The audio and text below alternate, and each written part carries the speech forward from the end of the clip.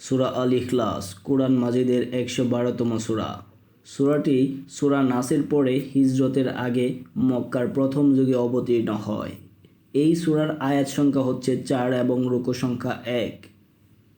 ইখলাস অর্থ গভীর অনুরক্তি, একনিষ্ঠতা, নিরেট বিশ্বাস, খাঁটি আনুগত্য, ভক্তিপূর্ণ উপাসনা।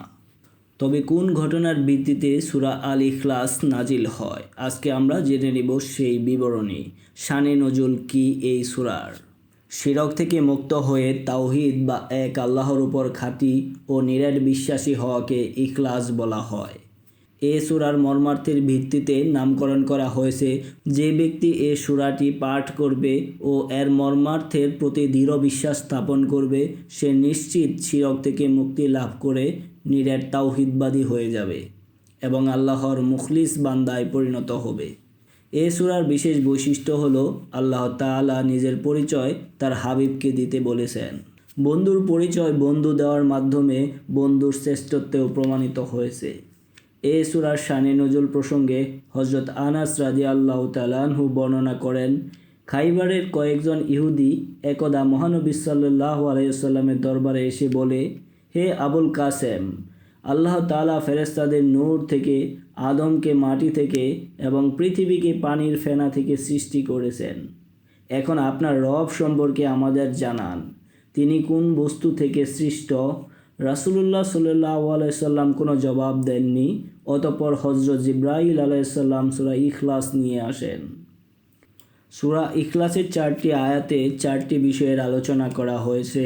প্রথম আয়াতে বলা হয়েছে আল্লাহ এক ও অনন্য। দ্বিতীয় আয়াতে বলা হয়েছে তিনি অমুখাপেক্ষী।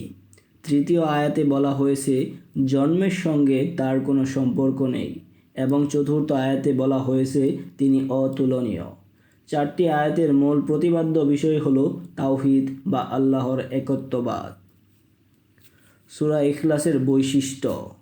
সূরা ইখলাস এমন একটি সূরা যার মধ্যে আল্লাহ তাআলার একত্ববাদের বিষয়টি সুন্দরভাবে বর্ণনা করা হয়েছে, যা অন্য কোনো সূরায় বর্ণনা করা হয়নি। মক্কার কাফিরদের কাছে স্রষ্টা এক হওয়া আশ্চর্যের বিষয় ছিল এবং তাদের জানার প্রবল আকাঙ্ক্ষা ছিল স্রষ্টা কেমন এবং কিসের তৈরি। আল্লাহ তাআলা জোরালো ভাষায় এসব প্রশ্নের জবাব দিয়েছেন এ সূরায়। এ সূরার অন্যান্য বৈশিষ্ট্যগুলো হলো কোরআনের 1/3 সমতুল্য।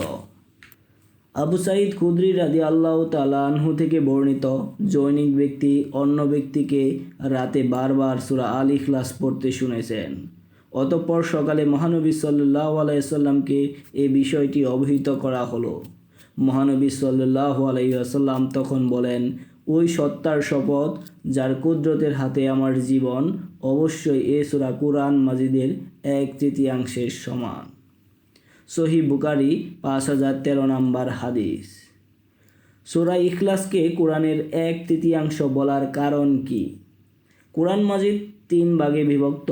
এক ভাগ আহকাম বা বিধি বিধান সংক্রান্ত, আরেক ভাগ জান্নাতের সুসংবাদ ও জাহান্নামের দুঃসংবাদ সংক্রান্ত এবং অন্য ভাগ আল্লাহর নাম ও গুণাবলী সংক্রান্ত। শেষোক্ত ভাগটি সূরা ইখলাসে একত্রিত হওয়ার কারণে একে কোরআন মাজিদের 1/3 বলা হয়েছে। হযরত আবু দারদা রাদিয়াল্লাহু তাআলা আনহু থেকে বর্ণিত হাদিসে মহানবী সাল্লাল্লাহু আলাইহি ওয়াসাল্লাম বলেছেন, আল্লাহ কোরআনকে 3 ভাগে ভাগ করেছেন আর এই সূরাটিকে একটি ভাগে পরিণত করেছেন। মুসলিম ও তিরমিজির হাদিস শরীফ। এবার আমরা জানব সূরা ইখলাস 3 বার পাঠ করলে কি 1 খতম কোরআন পাঠের সওয়াব পাওয়া যাবে? এই সূরাটি 3 বার পাঠ করলেই পূর্ণ কোরআন মাজিদ পাঠ করা হয়ে যাবে বা 1 খতম কোরআনের সওয়াব প্রাপ্ত হবে, এরূপ কথা হাদিসের কোথাও বলা হয়নি।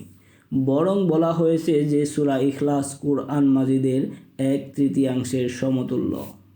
এর মর্মার্থ হলো এই সূরাটি যে ব্যক্তি বুঝে পাঠ করবে তার অন্তরে আল্লাহর নাম ও গুণাবলী গেঁথে যাবে, ফলে সে শিরক চিন্তাধারা থেকে পরিচ্ছন্ন থাকবে।